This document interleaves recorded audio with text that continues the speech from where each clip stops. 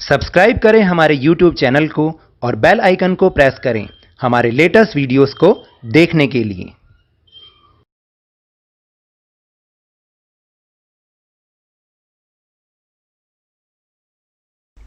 Hello and welcome to Lovneesh sir की क्लास। This is Shiksha Nideshalaya Rashtriya Rajdhani Kshetra Delhi is worksheet number 66 and it is only for class 10th students. It has taken from the subject social science, political science, and we will revise the chapter political parties in this worksheet. और आपको मैं बता दूं, इस worksheet में आज हम 3 और 5 मार्कर क्वेश्चंस के बारे में डिस्कशन करेंगे, यानी समझेंगे कि बोर्ड पॉइंट ऑफ व्यू से 3 और 5 मार्कर क्वेश्चंस ऐसे कौन से हैं इस लेसन में से जो कि बहुत मोस्ट इंपॉर्टेंट क्वेश्चन हैं और जिनके आने के चांसेस भी बहुत ज़्यादा हैं। So now let's start and understand with me. So the first question is, and most important question is, state the various functions performed by a political parties in democracy. तो डेमोक्रेसी में political parties क्या क्या काम करती हैं, तो देखिए उनके जो मेन फंक्शंस हैं वो हैं कॉन्टेस्ट इलेक्शंस, यानी वो चुनाव लड़ती हैं। द मेन टास्क, यहाँ पे फंक्शन भी लिख सकते हैं, the main function of all political parties is to contest elections. Second is presenting policies and programmes. All political parties present their policies and programs before the public, यानी वो अपने अपने पार्टी की पॉलिसीज़ और प्रोग्राम्स बनाते हैं और उसको पब्लिक के सामने रखते हैं। Third is forming and running a government, यानी सरकार बनाना और उसको चलाना। Those political parties which get majority in elections form government and run it successfully. तो देखिए जिन पॉलिटिकल पार्टीज़ को मेजॉरिटी मिलती है इलेक्शन में वो गवर्नमेंट बनाती हैं और उसको सक्सेसफुली चलाती हैं, ये भी उनका एक बहुत इंपॉर्टेंट काम है। Fourth function is law making. Another important function of political party is to make laws because the law makers in the parliament are members of some political party, यानी वो भी जो कि लॉ मेकिंग करते हैं parliament में बैठ के वो भी किसी ना किसी पॉलिटिकल पार्टी से रिलेटेड होते हैं। Now the fifth, role of opposition. Political parties who lose elections play the role of opposition and tell the government their shortcomings. तो देखिए जो पॉलिटिकल पार्टीज हार जाती हैं इलेक्शन में वो ऑपोजिशन का रोल प्ले करती हैं और गवर्नमेंट को उनकी कमियों को बताती हैं। Now the question number 2 is what is the basis of treating a party national और रीजनल इन इंडिया, यानी कौन सी पार्टीज को नेशनल और कौन सी पार्टी को रीजनल पार्टी कहा जाता है, उसके पीछे क्या बेसिस हैं उन्हें हमें बताना है। तो देखिए पहले हम नेशनल पार्टी की बात करते हैं। When a party gets at least 6% of the total votes in the assembly election of 4 states or in the Lok Sabha elections and the party wins at least 4 seats in the Lok Sabha elections, then it gets recognition of a national party, यानी वो assembly election में और Lok Sabha election में जितने भी votes पड़ते हैं तो अगर उसको 6% वोट मिल जाते हैं, यानी 4 स्टेट की असेंबली इलेक्शन में या फिर लोकसभा इलेक्शन में उसको एटलीस्ट 6% वोट मिलने चाहिए और लोकसभा में उसकी 4 सीट्स पर विनिंग होनी चाहिए, तब हम उसको नेशनल पार्टी के रूप में मानते हैं। Example Indian National Congress, BJP and Bahujan Samaj party. And then regional party, when a political party gets 6% of the total votes in the assembly election of a state, यानी किसी एक स्टेट के असेंबली इलेक्शन में किसी पार्टी को जब 6% vote मिलते हैं या उससे ज़्यादा मिलते हैं और वो विंस एट लीस्ट 2 सीट्स और 2 सीट्स जीतती है किसमें, असेंबली इलेक्शन में, then it is recognised as a regional party such as Samajwadi party, Shiv Sena and Aam Aadmi party etcetera. Now the question number 3 is describe the various types of party system. तो देखिए all over world there are 3 types of party system. Single party system, when there is only one political party in the country that contests election and forms a government, it is called a single party system. आपको यहाँ पर लिखना है single, SINGLE, single party system. For example China. तो देखिए यानी जब केवल कंट्री में एक ही पॉलिटिकल पार्टी हो, वही इलेक्शन लड़े और वही गवर्नमेंट फॉर्म करे, तो इसको हम सिंगल पार्टी सिस्टम कहते हैं। Now the next is by party system, और डबल पार्टी सिस्टम भी बोल सकते हैं या 2 पार्टी सिस्टम भी बोल सकते हैं। When there are only 2 political parties in a country and there is an election between them and the winning party forms a government, it is called bi party system, such as Britain and the United States of America, आप लिख सकते हैं आगे, नहीं तो United states से भी समझ में आता है। तो देखिए जब किसी कंट्री में केवल 2 ही पॉलिटिकल पार्टी होती हैं और जो इलेक्शन होता है उन्हीं दोनों के बीच में होता है और जो पार्टी विन करती है वही गवर्नमेंट फॉर्म करती है, तो इसको हम बाई पार्टी सिस्टम कहते हैं, जैसे ब्रिटेन और USA.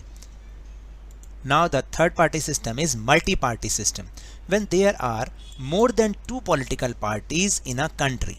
That is, there are many political parties and they compete electorally to get power. Then it is known as multi-party system, just like India. तो देखिए जब किसी कंट्री में more than 2 political parties होती हैं तो क्या होता है कि बहुत सारी जो पार्टीज़ होती हैं उनके बीच में पावर को पाने के लिए जो है वो लोग compete करते हैं और इसी को हम मल्टी पार्टी सिस्टम कहते हैं, just like our India. Now the question number 4 it is as important as question number 1। तो देखिए जैसे क्वेश्चन नंबर 1 इंपॉर्टेंट था, ऐसे ये भी 5 मार्कर क्वेश्चन है, बहुत इंपॉर्टेंट है बोर्ड पॉइंट ऑफ व्यू से। What are the challenges before the political parties in present times? यानी पॉलिटिकल पार्टीज के सामने कौन कौन से चैलेंजेस होते हैं। So the following are the major challenges before political parties. First is lack of internal democracy. What is internal democracy? This means that political parties themselves want democracy but do not follow the rules of democracy with in the party itself. देखिए वो country में तो चाहते हैं कि democracy हो, सब कुछ डेमोक्रेटिकली हो, लेकिन वो खुद ही जो अपनी पार्टी के अंदर क्या करते हैं, वो डेमोक्रेटिक रूल्स को फॉलो नहीं करते। जैसे वो जो उनके इलेक्शंस होते हैं वो समय समय पे नहीं करवाते, पार्टी के अंदर भी तो इलेक्शंस होते हैं ना, वो वाले इलेक्शंस। फिर next is challenge of dynasty. When in a political party only one dynasty is given preference, that is only people of one dynasty or their relatives are given the opportunity to contest elections instead of giving the general worker an opportunity to contest. It is called the challenge of dynasty। यानी जब किसी party में केवल एक ही dynasty को, एक ही परिवार को प्रेफरेंस दी जाती है और केवल उन्हीं के लोगों को या फिर उनके रिलेटिव्स को अपॉर्चुनिटी दी जाती है इलेक्शन लड़ने के लिए, बजाय कि जो कोई एक जनरल वर्कर है उस पार्टी का, हो सकता है वो भी एबल हो, उसको कॉन्टेस्ट नहीं करवाया जाता है इलेक्शन, तो इसको ही हम चैलेंज ऑफ डायनेस्टी कहते हैं। Third is challenge of money and power. When political parties use money और criminal elements to win elections, it is called the challenge of money power. यानी जब कोई पॉलिटिकल पार्टी इलेक्शन को जीतने के लिए मनी का यूज़ करती है या क्रिमिनल एलिमेंट्स का यूज़ करती है, तो इसे हम चैलेंज ऑफ मनी पावर कहते हैं, जो कि आजकल बहुत ज़्यादा हो रहा है। Now the last challenge, lack of meaningful choice. Usually the programs and policies of all political parties are more or less the same, so the public has very few options out of which they have to choose one political party। तो देखिए हमने देखा है कि लगभग जितनी भी सारी पार्टीज होती हैं उनकी पॉलिसीज प्रोग्राम्स लगभग एक जैसे ही होते हैं, तो पब्लिक के पास कोई चॉइस ही नहीं होती, केवल उन्हीं में से ही हमें ऑप्ट करना होता है, चूज़ करना होता है और इलेक्शन को करना पड़ता है। तो इसलिए ये भी एक बहुत बड़ी चैलेंज है कि lack of meaningful choice. Now the question number 5 is describe the key ideological features of Indian National Congress। यानी आपको इंडियन नेशनल कांग्रेस की आइडियोलॉजी को बताना है। तो answer is one of the oldest political parties in the world, it was founded on 1885। यानी ये world की ओल्डेस्ट पॉलिटिकल पार्टीज में से एक है और ये कब बनी, 1885 में बनी। It believes in making India a modern secular democratic Republic. ये विश्वास करते हैं कि इंडिया को वो एक मॉडर्न सेक्युलर डेमोक्रेटिक रिपब्लिक बनाने में। Third is this party has made the secularism and the interest of weaker section and minorities the main agenda. यानी इस पार्टी का जो मेन एजेंडा है वो ये है कि उसने किसको मेन एजेंडा बनाया, उसने सेक्युलरिज्म यानी धर्मनिरपेक्षता को और जो वीकर सेक्शंस हैं और माइनॉरिटीज़ हैं उनके इंटरेस्ट को इस पार्टी ने अपना मेन एजेंडा बनाया हुआ है। Fourth is it supports the new economic policies. It is also conscious that its ill effect should not fall on the poor and poor sections। तो देखिए ये न्यू इकोनॉमिक पॉलिसीज़ को support करती है ये पार्टी, लेकिन साथ साथ ये भी ध्यान रखती है कि इसके कोई बुरे इफेक्ट वो गरीबों या जो दूसरे वीकर सेक्शंस हैं उन पर ना पड़े। Now the question number 6 is describe the key ideological features of Bharatiya Janata party. तो भारतीय जनता पार्टी के क्या की आइडियोलॉजिकल फीचर्स हैं, देखिए इट वाज एस्टैब्लिश इन 1980, ये 1980 में बनी। It believes in building a strong and modern India, taking inspiration from the ancient culture and values of India. यानी ये विश्वास करते हैं कि पुराने जो कि प्राचीन संस्कृति है हमारी और मूल्य हैं भारत के, उसको लेकर ये स्ट्रॉन्ग और मॉडर्न इंडिया बनाना चाहते हैं। The Bharatiya Janata party is a right wing party in its ideological tendencies. देखिए दो तरीके की आइडियोलॉजी इस समय होती है, एक तो इसको हम लेफ्ट विंग बोलते हैं जो कि सोशलिज्म को ज़्यादा इंपॉर्टेंस देते हैं, एक राइट विंग होती है। तो ये राइट विंग अपने आइडियोलॉजिकल टेंडेंसीज से ये राइट विंग पार्टी के जैसी है। It believes in cultural nationalism, ये सांस्कृतिक राष्ट्रीयवाद को बहुत बढ़ावा देते हैं और उसमें विश्वास भी रखते हैं।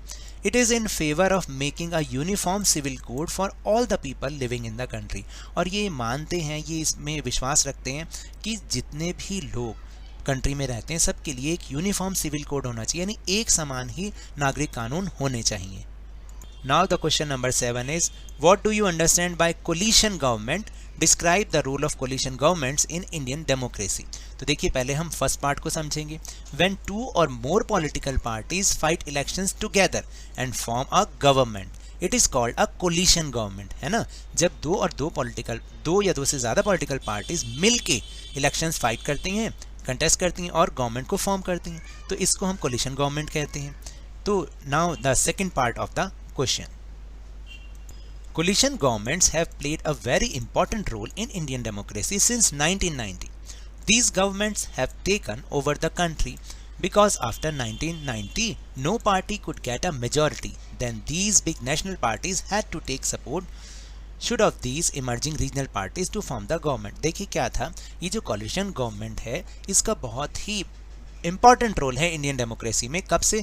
1990 के आसपास से, क्योंकि 1990 के बाद से क्या होता था, जो भी गवर्नमेंट होती थी उसमें किसी को भी मेजॉरिटी नहीं मिलती थी। तब इन जो बड़ी बड़ी नेशनल पार्टीज़ हैं उनको इन छोटी रीजनल पार्टीज़ जो कि अपने स्टेट में बहुत ग्रो कर रही होती हैं, इमर्जिंग का मतलब ग्रो कर रही होती हैं, इनको सपोर्ट लेना पड़ता था गवर्नमेंट को फॉर्म करने के लिए। In this way respect of provincial parties और regional parties has also increase in the politics of the country. और इसलिए धीरे धीरे ये जो रीजनल पार्टीज़ थी पॉलिटिक्स में इनकी भी रिस्पेक्ट बढ़ने लग गई। Now the country is running through coalition governments. और अब जो भी गवर्नमेंट आ रही है वो कोलिशन गवर्नमेंट आ रही है। जैसे इस समय आप देखिए कि हम कह देते हैं बीजेपी की गवर्नमेंट है, बीजेपी की गवर्नमेंट नहीं है, एनडीए की गवर्नमेंट है। एनडीए एक अलायंस है, एक ग्रुप है, तो ये वो भी एक कोलिशन गवर्नमेंट है। Now the question number 8 is what is meant by regional political party? State the condition required to be recognized as a regional political party. यानी आपको बताना है regional political party क्या है, उससे क्या मतलब है उसका, और एक regional political party के रूप में मान्यता पाने के लिए क्या कंडीशन होनी चाहिए। A political party whose base in its own state or neighboring states is called regional political party. देखिए या तो अपने स्टेट में उसका पूरा बेस यानी वोट सपोर्ट होना चाहिए, और या फिर आसपास के जो नेबरिंग स्टेट में उसमें भी हो सकता है। तो इसलिए हम उसको क्या बोलते हैं, ऐसी पार्टीज़ को रीजनल पॉलिटिकल पार्टीज़ कहते हैं। When a political party wins 6% of the total votes in a state assembly election and wins at least 2 seats, it is recognised as regional political party. अब आपको समझ में आया, या तो 6% वोट भी मिलने चाहिए और असेंबली इलेक्शन में उसको 2 सीट्स भी उसको विन करना है। तो such as Samajwadi party, Shiv Sena, Aam Aadmi party and etcetera. Now the question number 9 is the rise of regional parties has led to strengthening of federation and democracy in our country. Do you agree with this statement? Explain. तो देखिए आपको बताना है कि जो regional parties है उसने federation और डेमोक्रेसी को और ज़्यादा स्ट्रेंथन किया है अपनी कंट्री में। कैसे? This statement is correct that the rise of regional parties in India has strengthened federalism and democracy. Around 1990, the regional parties in their respective states began to strengthen the position of the regional parties in their respective states. तो देखिए क्या था कि 1990 के around ये जितनी भी regional parties हैं धीरे धीरे अपनी इनकी पोजीशन स्ट्रेंथन होती गई अपने अपने स्टेट में। Then due to no single party getting majority in the Lok Sabha elections, these big national parties had to take support these regional parties. तो क्या हुआ फिर, जब किसी को मेजोरिटी नहीं मिलती थी तो बड़ी बड़ी पार्टीज, नेशनल पार्टीज इन छोटी छोटी रीजनल पार्टीज को उनका सपोर्ट लेती थी, due to which coalition politics started, और इसी के कारण ये जो कोलिशन पॉलिटिक्स है वो स्टार्ट हुई। Despite the separation of ideology, the parties formed alliances and decided by consensus and run the country। और देखिए क्या हुआ फिर कि बेशक से उनकी आइडियोलॉजी में डिफरेंस था, लेकिन फिर भी सबके कंसेंसस से रन किया गया, कंट्री में गवर्नमेंट को चलाया गया। इन this way democracy was strengthen and federalism also got a boost, यानी इस तरह से डेमोक्रेसी भी स्ट्रेंथन हुई कोलिशन गवर्नमेंट के कारण, और फेडरलिज्म को भी एक बूस्ट मिला, एक ताकत मिली।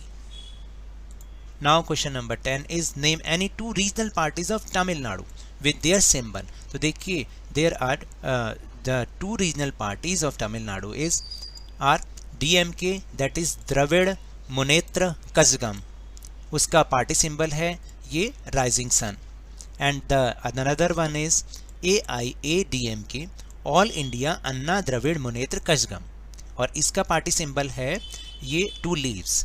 तो इस तरह से हम ये लिख सकते हैं और उसको हम दिखा सकते हैं। Now source based questions 4 marks, इस तरीके के क्वेश्चन, इस टाइप के क्वेश्चन आपके बोर्ड के एग्जाम में जरूर आएंगे। तो इसके लिए क्या करना है, read the extracts and answer the following question. आपको यहाँ पर जो पैराग्राफ दे रखा है उसको ध्यान से पढ़ना है और उसी के ऊपर बेस्ड क्वेश्चन के आंसर करने हैं। If several parties compete for power and more than 2 parties have a reasonable chance of coming to power either on their own strength or in alliance with others, we call it multi-party system। तो देखिए कि जब बहुत सारी parties power के लिए compete करती हैं और जिसमें 2 से ज़्यादा पार्टी जब होती हैं उनके पास बहुत फेयर चांस होते हैं जीतने के, या तो अपनी स्ट्रेंथ पर, अपनी ताकत पर, या किसी के साथ अलायंस बनाकर, तो इसको हम मल्टी पार्टी सिस्टम कहते हैं। Thus in India we have a multi-party system, और इंडिया में हमारी इंडिया में मल्टी पार्टी सिस्टम ही है। In this system the government is formed by various parties coming together in a coalition, और इस system में जो गवर्नमेंट है वो बहुत सारी पार्टीज के द्वारा मिलकर भी बनाई जाती है। When several parties in a multi-party system join hands for the purpose of contesting elections and winning power, it is called an alliance और अ फ्रंट। और देखिए जब इस मल्टी पार्टी सिस्टम में इलेक्शन को लड़ने के लिए और पावर को जीतने के लिए बहुत सारी पार्टीज हैंड जॉइन करती हैं, हाथ मिला लेती हैं, तो इसको हम क्या कहते हैं, अलायंस कहते हैं या फिर फ्रंट कहते हैं। For example in India there were 3 such major alliances इन 2004 पार्लियामेंट्री इलेक्शंस। पार्लियामेंट्री इलेक्शंस में 2004 में 3 मेजर अलायंसेस थे। कौन कौन से? The national democratic alliance NDA, the United progressive alliance UPA and the left front. The multi-party system often appears very messy and leads to political instability. तो देखिए multi party system में क्या होता है, वो हमेशा मैसी फील होती है हमें, क्योंकि बहुत सारी पार्टीज मिलके गवर्नमेंट फॉर्म करती हैं और ये हमेशा पॉलिटिकल स्टेबिलिटी को मोस्ट ऑफ द टाइम वो उसकी तरफ ले जाती है। At the same time This system allows a variety of interest and opinions to enjoy political representation. और उसी के साथ साथ ये सिस्टम ये भी एक तरह से अलाउ करता है, एक अनुमति देता है कि जो छोटी छोटी पार्टी हैं उनके पॉलिटिकल रिप्रेजेंटेशन, उनके इंटरेस्ट को भी ये बढ़ावा देता है, क्योंकि जब कोलिशन गवर्नमेंट होती है ना तो उसमें छोटी छोटी पार्टीज़ के भी इंटरेस्ट को बहुत रिकॉग्नाइज किया जाता है। Now part A is what is multi-party system? When there are more than 2 political parties in a country, that is there are many political parties and they compete electorally to get power, it is known as multi-party system like India। यानी कि किसी country में जब 2 से ज़्यादा political parties होती हैं और वो पावर को पाने के लिए इलेक्टोरली फाइट करती हैं, यानी वो compete करती हैं, तो इनको हम मल्टी पार्टी सिस्टम कहते हैं, जैसे हमारा भारत। फिर second question is what do you understand by coalition government? When 2 or more political parties contest elections together and form a government, it is called a coalition government। जब 2 या 2 से ज़्यादा political parties जो है इलेक्शन साथ में लड़ती हैं और गवर्नमेंट फॉर्म करती हैं तो इसको हम कोलिशन गवर्नमेंट कहते हैं। Now C part, does China have a multi party system? No, China has single party system. And the part D, write a brief gist of the above given paragraph, आपको ऊपर दिए गए paragraph का एक gist मतलब summary लिखनी है। तो when many political parties contest the election to get power and try to get power on their own or in alliance with others, it is called multi-party system. The biggest example of this is our country India. Here too many parties fight elections in alliance and join hands to gain power. This is called alliance or front.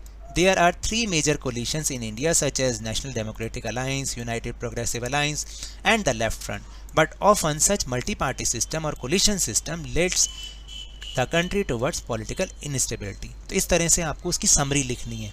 So now that's all for this worksheet. अगर मेरे इस तरह समझाने से आपको थोड़ा सा भी समझ में आया हो तो इस चैनल को ज़्यादा से ज़्यादा सब्सक्राइब कीजिए, लाइक कीजिए और बहुत ज़्यादा शेयर भी कीजिए। और हाँ, मेरे साथ इसी तरह वर्कशीट को समझते रहिए, लेकिन ध्यान और मन लगाकर पूरी मेहनत और लगन के साथ पढ़ते रहिए।